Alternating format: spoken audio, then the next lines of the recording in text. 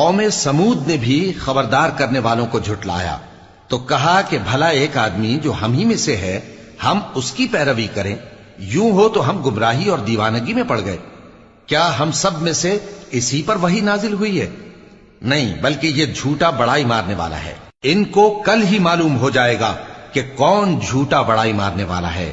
اے صالح، ہم ان کی آزمائش کے لیے اونٹنی بھیجنے والے ہیں، تو تم ان کو دیکھتے رہو اور صبر کرو، اور ان کو آگاہ کر دو کہ ان میں پانی کی باری مقرر کر دی گئی ہے، ہر باری والے کو اپنی باری پر آنا چاہیے۔